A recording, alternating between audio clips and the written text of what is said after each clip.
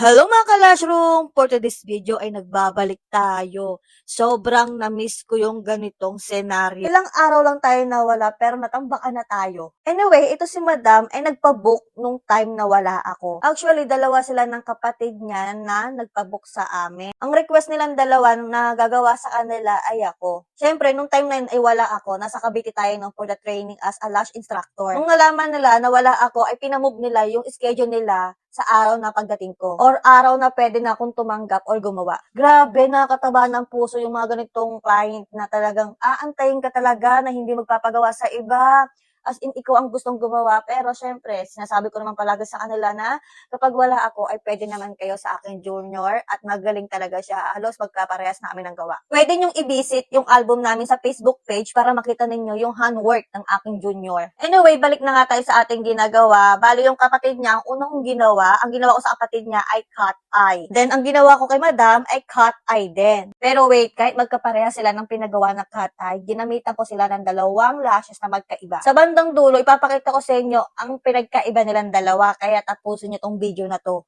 Anyway, ang ginamit ko dito na lashes kay client is nag-pinching ako. On the spot panning yan mga ka-lashes. Kaya ang ending, 2.5 hours ko siyang ginawa. At dahil nag-training na tayo as a lash instructor, ginamit ko na kay client yung mga technique na hindi ko alam. Talaga namang nakakagulat ang outcome niya. Kaya tapusin niyo to!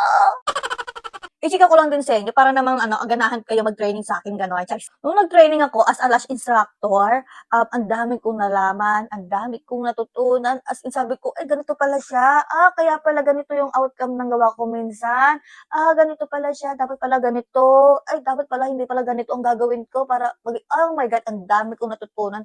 Parang na-refresh yung utak ko na, oh my God. Kaya sabi ko sa sarili ko, sa lahat ng magiging student ko dyan, in the future, sasabihin ko talaga lahat ng technique, lahat ng alam ko ay isi-share natin para naman worth it yung binayad nila sa atin, di ba? Anyway, tapos na tayo sa ating ginagawa. O, di ba? Nakapikit pa lang yan, pero alam mo ng bongga at maganda. Paano pa kaya pag dumilatin si client? Di bongga. Tara na at padilatin na natin si client. Totoo naman na mabait siya at magaan kasama.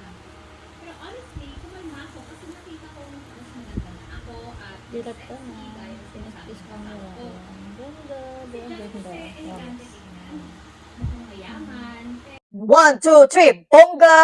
O, diba? Ang ganda, promise. Kitang-kita nyo naman na lightweight, na hindi namula ang eyes ni client. Alam nyo na. Yan po ang cut eye natin. On the spot panning po talaga siya. As in, kaya tumagal kami ng 2.5 hours. Sa mga ganitong gusto magpagawa, it takes time po talaga. Huwag po kayong maiinit. Ipapakita ko rin sa inyo yung cut eye ng kapatid niya. Taran!